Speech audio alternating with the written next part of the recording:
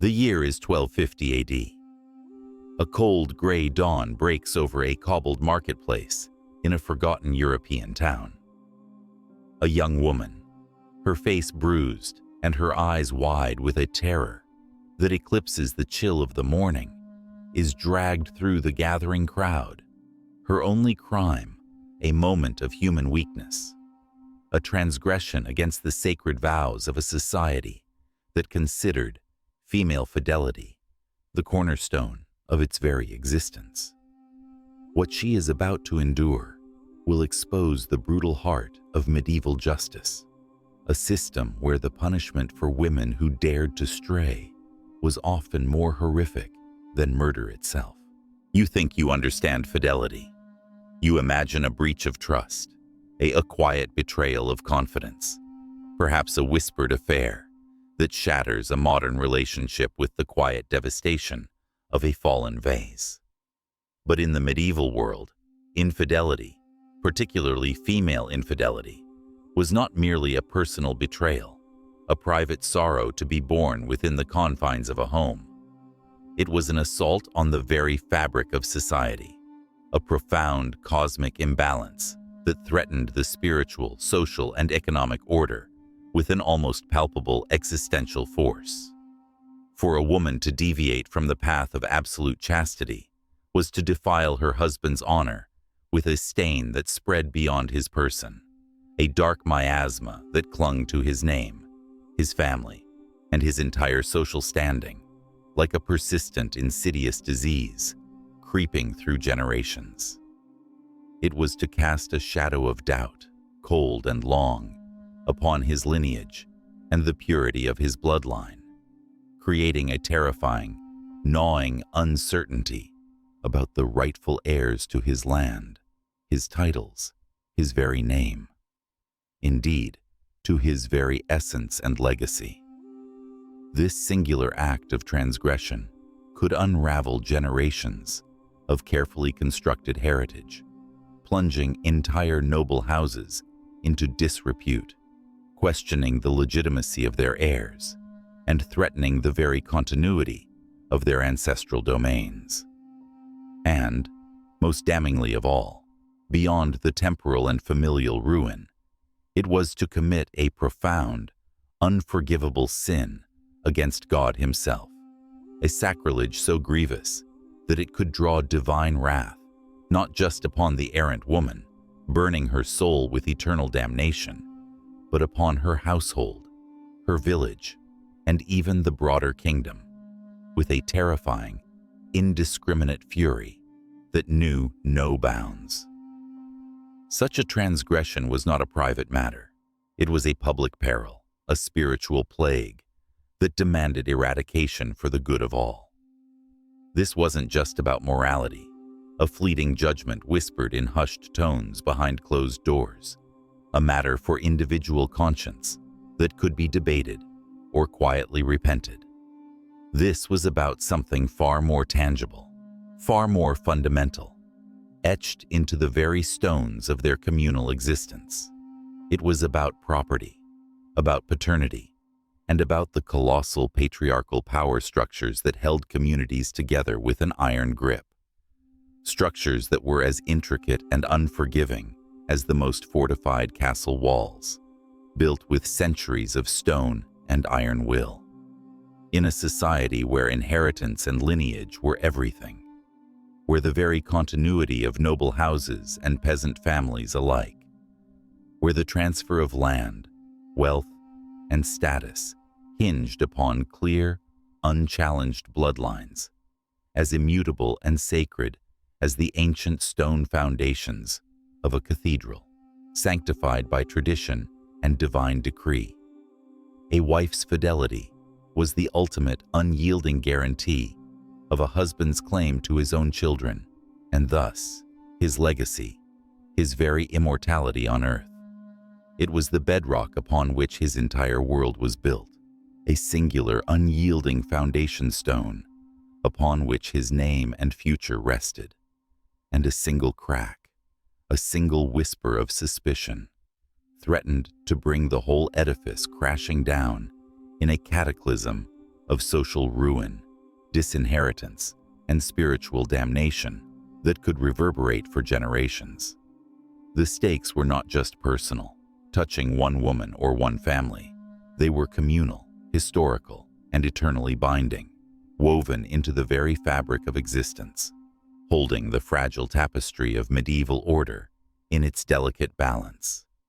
To question a child's paternity was to challenge the cosmic order, to invite chaos into a meticulously structured world. The Church, with its pervasive, inescapable influence, a spiritual and temporal power that permeated every aspect of daily life, casting its long shadow over every hearth and every harvest, codified these deeply ingrained societal anxieties into strict, unforgiving doctrine that reached into the darkest corners of every home and every heart, scrutinizing every thought and action. Marriage was not merely a contract or a social agreement, a convenience for alliance or procreation, though it often served these worldly ends. It was a profound sacrament, a divine covenant forged in the eyes of God Himself, indissoluble and sacred, a bond that mirrored the mystical, unbreakable union of Christ and the Church, a reflection of the celestial in the mundane. To sully this bond, to introduce impurity into this sacred vessel, was not merely a social transgression or a breach of human trust.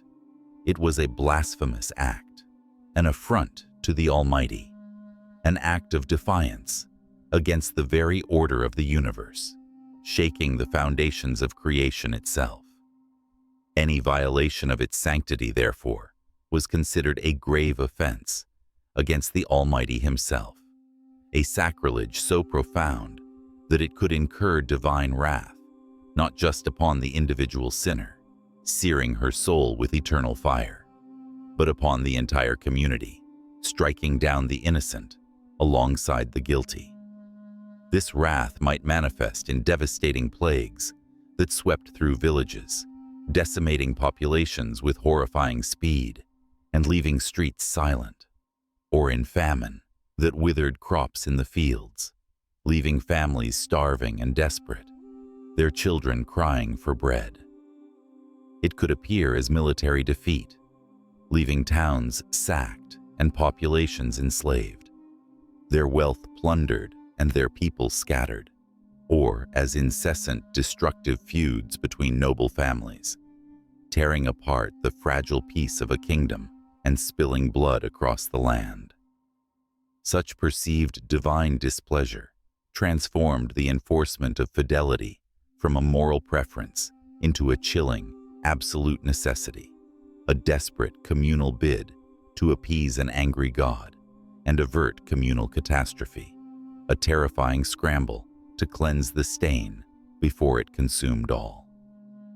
Confessors, those ubiquitous figures of medieval spiritual authority, omnipresent in every parish, with their grave demeanor and piercing gazes, diligently questioned parishioners, scrutinizing their lives for any hint of transgression, their probing inquiries designed to unearth the hidden sins that festered in the soul and threatened the collective, seeking out the smallest deviation from the path of righteousness.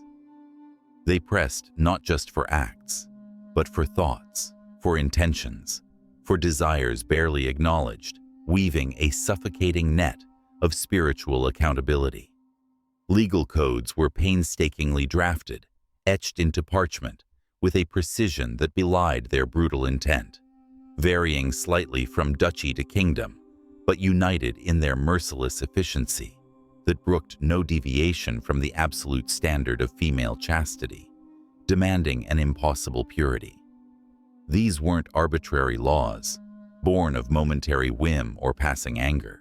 They were meticulously calculated instruments of control, designed with chilling foresight to reinforce the societal order, to bind women to their designated roles within the patriarchal framework, and community expectations, those invisible yet indomitable forces of public opinion, a silent, all-seeing jury, were enforced with an iron fist, fueled by a potent cocktail of fear. Fear of divine retribution, fear of social ostracization, the terrifying prospect of being cast out, and a fervent, unwavering belief in righteous correction, that purification must be brutal to be effective. The watchful gaze of neighbors, scrutinizing every step, the whispered judgments in the marketplace that could ruin a life with a breath, the stern condemnations from the pulpit that echoed with the thunder of God's displeasure, all conspired to create an atmosphere of constant suffocating surveillance, where a woman's reputation hung by the thinnest, most fragile of threads, easily snapped by the slightest breath of suspicion, leaving her utterly exposed.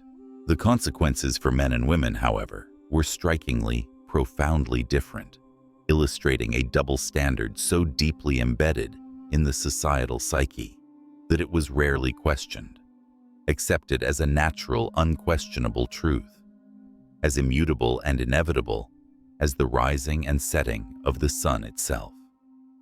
A man's dalliances, while perhaps frowned upon as a minor moral failing, a regrettable youthful indiscretion, or a sign of regrettable weakness in the flesh, a momentary lapse understandable in the face of temptation, rarely carried the same public or physical repercussions that would shatter his world, his standing, his very being. His honor was not so easily tarnished by his own actions, nor his lineage cast into question by his seed. Indeed, the creation of illegitimate offspring by a nobleman might even be viewed, paradoxically, as a testament to his virility, a robust vigor, a minor inconvenience, rather than a catastrophic societal threat. Such children, while not usually heirs to the primary estate or bearers of the main family title, could often be absorbed into the broader family, perhaps trained for the church or military service, their existence a testament to their father's prowess, rather than a blot upon his name.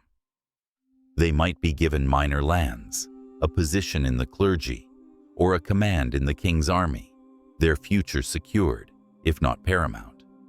Their mothers, while often outcast and shamed, did not typically face the same brutal public judgment or physical punishment as a cheating wife, their suffering a private burden rather than a public spectacle demanding violent retribution.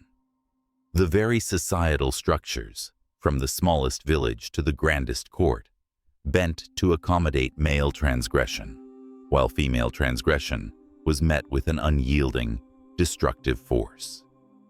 But for a woman, the stakes were impossibly high, soaring into the realm of the existential, threatening not just her standing, her place in society, her family's name, but her very life itself, every breath a precarious gift. Her honor was inextricably linked to her chastity, a fragile construct as delicate as spun glass, as easily shattered as a finely blown goblet by the merest tremor.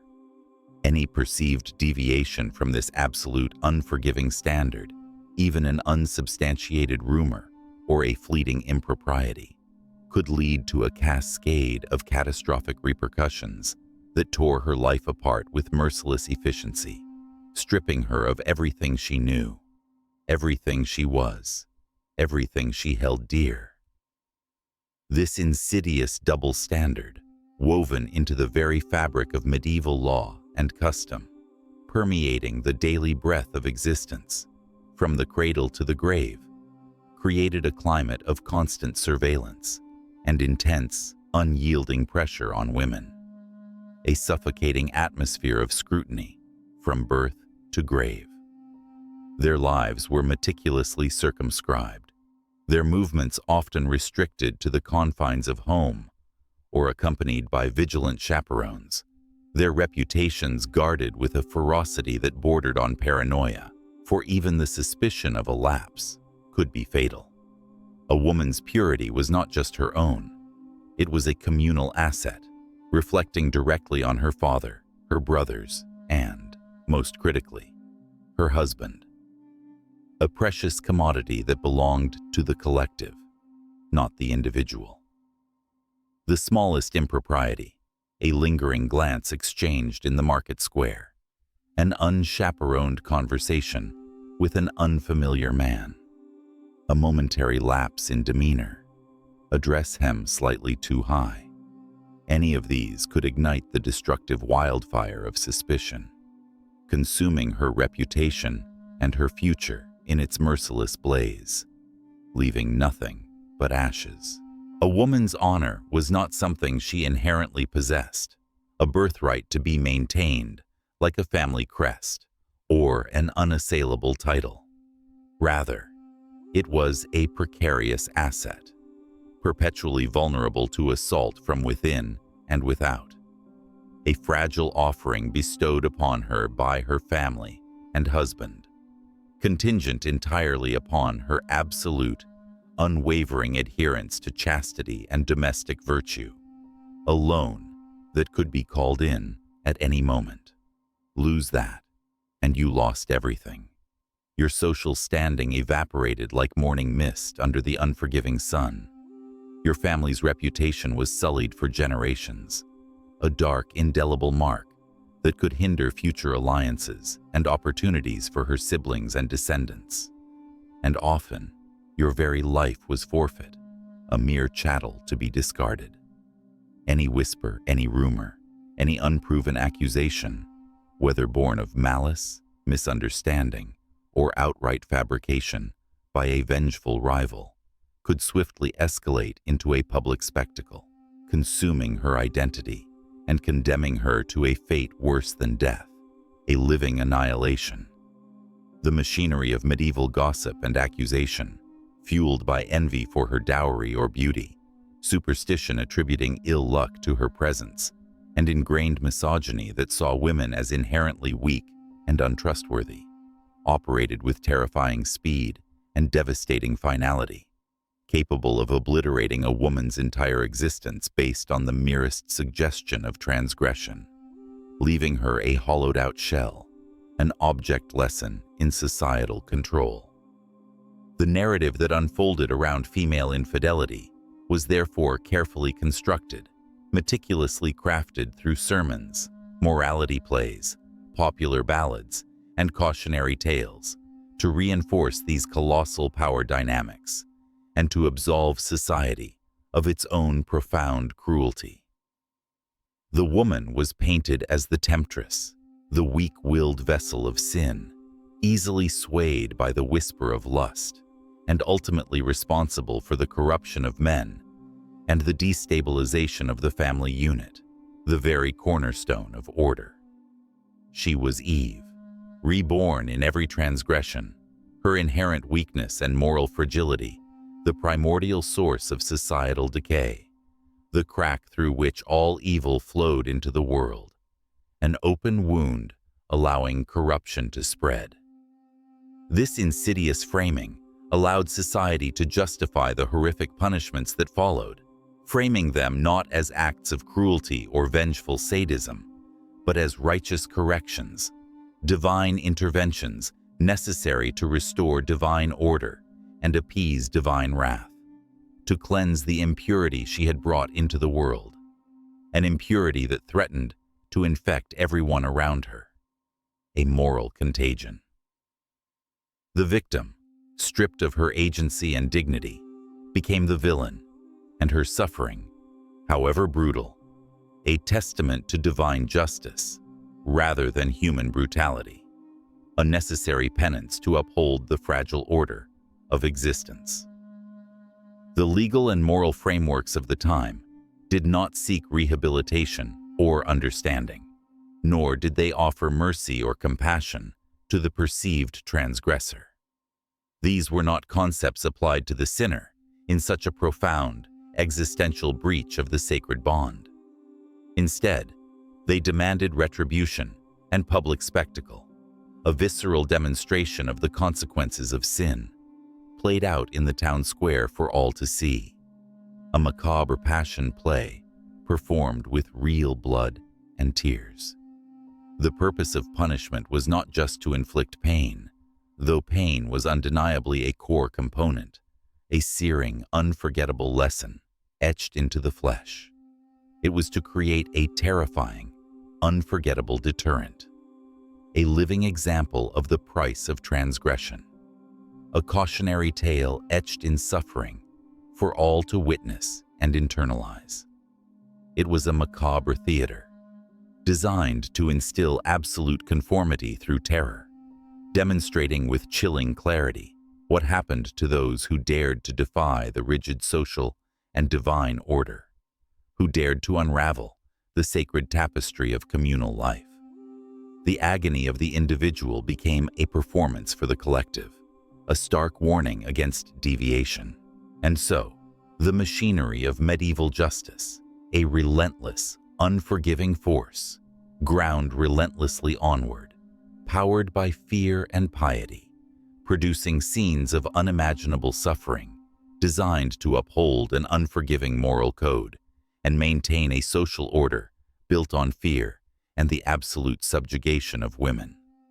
This system, with its pervasive surveillance that left no corner unexamined, its brutal double standards that privileged one gender while condemning the other, and its unyielding doctrines that tolerated no deviation, was not a series of arbitrary cruelties, born of random malice.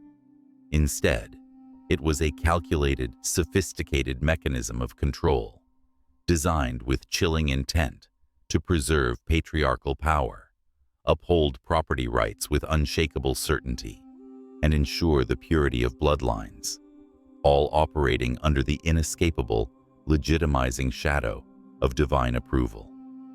To deviate from its strictures was not merely to err, it was to unravel the very tapestry of existence, to invite chaos and cosmic wrath. What horrors, then, awaited those women who, through desperation, passion, or sheer defiance, dared to step outside these iron bounds, challenging the very foundations of their world? The answers are etched in the annals of history, a grim testament to humanity's capacity for calculated cruelty, cloaked in the righteous fervor of its age, waiting to be unearthed and confronted.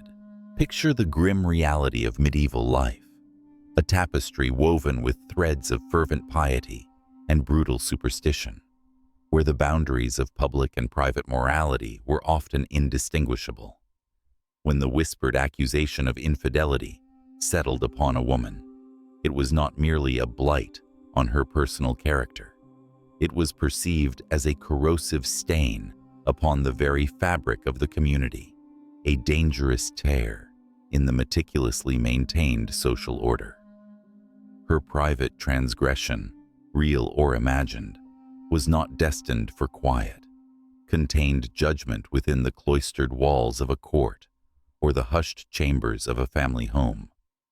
No, her personal ordeal was swiftly, irrevocably transformed into a vast public spectacle, a carefully choreographed drama designed to reassert communal purity through the stark, elemental forces of shame and fear. The air, thick with the unspoken anxieties of a populace grappling with famine, plague, and perpetual war, demanded rituals of purification, and the cheating woman became the chosen vessel for this brutal civic exorcism. This was not a spontaneous outburst of communal outrage, nor a mere consequence of local gossip. These public humiliations were calculated, meticulously orchestrated dramas, imbued with a profound, almost liturgical solemnity, intended to reinforce the unyielding edifice of patriarchal norms, and to broadcast with chilling clarity a stark warning against similar transgressions. Every creak of the cartwheel, every harsh clang of iron, every forced march through muddy cobblestone streets was a deliberate stroke in a larger canvas of social control. The very act of public degradation became a potent, insidious weapon, stripping the accused not merely of her garments, but of her inherent dignity, her name, her very identity, condemning her to a living death within the confines of her own community long before any physical expiration. It was an extinguishing of the self, a calculated erasure performed before the watchful, often gleeful eyes of her neighbors, her family, her world. Imagine, if you can, the cucking stool, an instrument of public shaming far more brutal and psychologically devastating than its deceptively quaint name suggests. This was not a device reserved solely for the common scold, the woman whose sharp tongue or unruly temper ruffled the feathers of civic peace. Its application often extended, with grim efficiency, to women accused of adultery, transforming their alleged moral failing into a theatrical production of utter subjugation. The dawn of such a day would break with a chilling sense of inevitability. The woman, perhaps having endured a night of terror in a dank cell, would be dragged forth, her eyes still blurred with sleep and despair. She would be strapped into a heavy, crudely fashioned wooden chair, sometimes one cunningly designed to tilt, swivel, or even lock her limbs in a contorted display of helplessness. The wood, worn smooth by the repeated friction of countless other condemned bodies, would press uncomfortably against her flesh, a cold harbinger of the agony to come. Then, the procession would begin. The chair, often affixed to a long, cumbersome beam, would be hoisted onto the shoulders of burly town guards, or attached to a cart, its wheels groaning under the weight of the spectacle. Through the winding, refuse-strewn streets of the town, she would be paraded, a living effigy of transgression. The murmuring of the crowd would swell, rising from a low, expectant hum to a crescendo of jeers, insults, and the sickening thud of rotten vegetables, mud, or stones impacting her body. Her head would be forced upright, exposed, her eyes meeting the contemptuous, fascinated gazes of those who had once been her neighbors, perhaps even her friends. Each face in the mob, a flicker of judgment, a spark of cruel amusement, a shadow of fear that this might one day be their own fate. The stench of the crowd, the damp chill of the morning air, the burning heat of shame on her cheeks, every sensory input would conspire to etch this moment indelibly into the deepest recesses of her soul. But the true, visceral horror of the cucking stool began when the procession reached its grim destination. The nearest river, pond, or cesspool. The beam, with the woman still securely bound, would be extended far over the water. Then, with a practiced, brutal rhythm, the chair would be repeatedly plunged into the icy depths. Submerged again and again, the woman choked, gasped, and struggled for air. Her screams, muffled and desperate, mingling with the cruel, echoing laughter of the onlookers. The shock of the freezing water invading her lungs, the desperate, unbidden fight for each breath, the taste of muddy despair on her tongue. It was a profound physical ordeal. Her sodden garments, heavy with the weight of the foul water, would cling to her skin, dragging her down with each plunge, amplifying the sensation of drowning. The panic, primal and overwhelming, would seize her, threatening to rend her sanity even as her body fought for survival. This was not merely punishment. It was a symbolic death, a drowning of her former self, a baptism into ignominy. The cold, the terror, the suffocation, these were immediate torments, yes, but their lasting impact was the indelible mark of dishonor. Even if her physical being survived the ordeal, she was a ducked woman, forever branded by the watery shame. The medieval mind saw water as a cleanser, but here it served as a permanent defiler. She might never truly dry off from that day, her reputation irrevocably soaked in ignominy, her very essence tainted. The memory of the water, the screams, the laughter would linger like a perpetual chill in her bones, a constant reminder of the day her humanity was publicly stripped away. This ritual not only punished her, but publicly absolved the community, symbolically cleansing it of the perceived corruption she represented, leaving her to bear the collective sin alone. Or consider, with a shiver, the scold's bridle, sometimes chillingly referred to as the brank. While its primary function was often stated as reining in women deemed to possess an unruly tongue, a dangerously assertive voice in a patriarchal world, its application often extended, with grim flexibility, to those accused of other moral failings, including the grievous sin of infidelity. This instrument was a grotesque piece of metalwork, a veritable mask of enforced silence. Imagine the raw, unyielding iron clamped over your head, a suffocating embrace of cold, hard steel. A plate, often sharpened or adorned with spikes, would be inserted into your mouth, pressing down relentlessly on your tongue, ensuring that no word, no cry, no whisper of defense or pain could escape.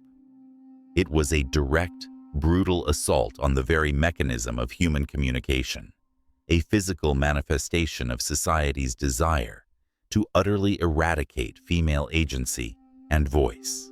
The visual impact alone was profoundly dehumanizing.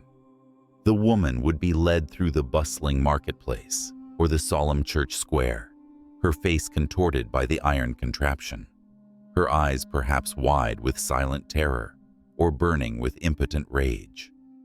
Some bridles were designed with chains, allowing the wearer to be led around like a beast of burden, tethered to a guard, or, in a final, agonizing twist of cruelty, to her own husband, often the very accuser whose honor she was deemed to have tarnished. The weight of the metal, the constant pressure on her tongue, the aching jaw, the inability to swallow or even moisten her parched mouth. The physical discomfort was intense, a relentless grinding agony. Yet, it was the psychological torture that ran deeper, leaving scars far more profound than any superficial wound. To be rendered utterly mute, to have your voice, your ability to articulate your pain, your desperate plea for mercy, entirely eradicated by a cold piece of iron. This was an assault on the very core of identity.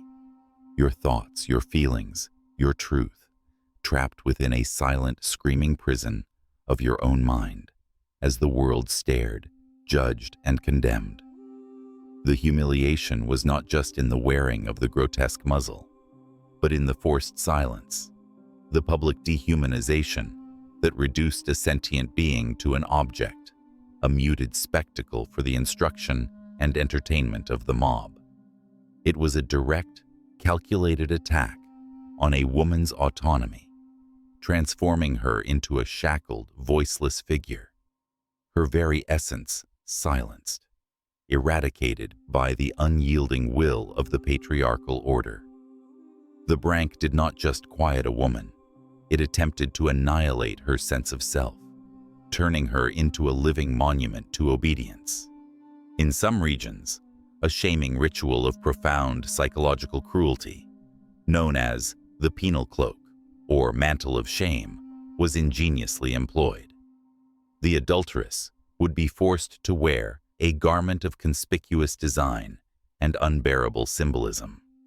This was no ordinary cloak, but a heavy, coarse vestment, often crafted from the cheapest, most uncomfortable wool, designed to itch and chafe against the skin. It would be conspicuously marked, emblazoned with symbols of her transgression that screamed her shame to every passerby. A large, garish A for adulteress, crudely stitched in a contrasting, unmistakable color, would often be affixed to the front and back, ensuring that her crime was legible from all directions. More grotesque iterations might feature crudely drawn, exaggerated phallic symbols, or images of monstrous figures entwined, leaving no ambiguity about the nature of her supposed sin. This heavy mantle of shame transformed her into a walking, breathing billboard of moral failure, making her instantly identifiable to everyone she encountered. She would then be compelled to wear this garment for a specified period, often stretching for months, sometimes even years, effectively isolating her within her own community. Every glance, every whisper, every averted eye was a fresh stab of judgment, a relentless reinforcement of her outcast status. The cloak served as a constant, suffocating reminder of her shame, ensuring that her transgression was never forgotten, her punishment never truly ending. She might be forced to sit in a designated place during church services, separated by a palpable void from the virtuous, pious members of the congregation, enduring their silent, condemnatory stares. Or perhaps she would be compelled to stand at the town gates for hours each day, a living cautionary tale for all who entered or exited the medieval settlement, her face visible to all, her suffering a public sermon on the wages of sin. The garment itself, a tactile patina of her disgrace, became an extension of her torment. Its weight, its rough texture, the constant, inescapable visibility of its symbols conspired to crush her spirit. It whispered of her fall, not only to those who observed her, but to herself, every waking moment. The penal cloak was a meticulously performed ritual of social exclusion, a carefully calibrated act of spiritual and communal excommunication. It served not merely to punish the individual, but to reaffirm, with stark and unyielding brutality, the collective moral boundaries of the community.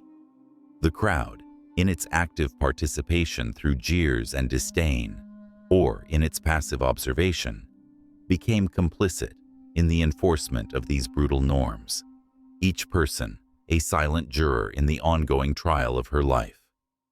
And for the woman at the center of this agonizing spectacle, these calculated performances of shaming left scars that ran deeper, endured longer, and inflicted more profound damage than any physical wound. The external marks of her punishment might fade with time, the bruises heal, the chapped skin recover, but the emotional and psychological trauma would persist, a corrosive, internal branding. She was forever marked as an outcast, an object of scorn, a pariah in her own village, living proof of the medieval world's unforgiving, often arbitrary, judgment. Her name became synonymous with dishonor, her presence a magnet for whispers and averted gazes. The shame clung to her like a shroud, a second skin, ensuring that even if she were to escape the physical constraints, she could never truly escape the prison of her ruined reputation, condemned to a life of social death, a perpetual shadow in a world that refused to forget. If this journey through the dark alleys of medieval justice chilled you to the bone, make sure to hit that like button. And for more unvarnished historical truths, subscribe to our channel and ring the notification bell so you don't miss our next dive into the forgotten horrors of the past. The medieval punishments for cheating women weren't just about crime and consequence. They were deeply entrenched cultural statements about gender, power, and the terrifying fragility of female reputation. These weren't isolated acts of cruelty, but carefully calibrated mechanisms of control, designed to enforce a rigid social order through fear and public spectacle. The women who suffered these fates, often stripped of their names and dignity by history, remind us of the immense stakes of transgression in a world far removed from our own, where the price of a perceived sin could be a fate worse than death. What aspect of these brutal historical realities resonated most deeply with you? Share your thoughts in the comments below, and remember to question the sanitized narratives. The comfortable lies we learn in school often hide oceans of suffering that powerful institutions spent centuries burying. Until next time, stay curious, stay critical, and never forget that history's most profound lessons are often found in its darkest corners.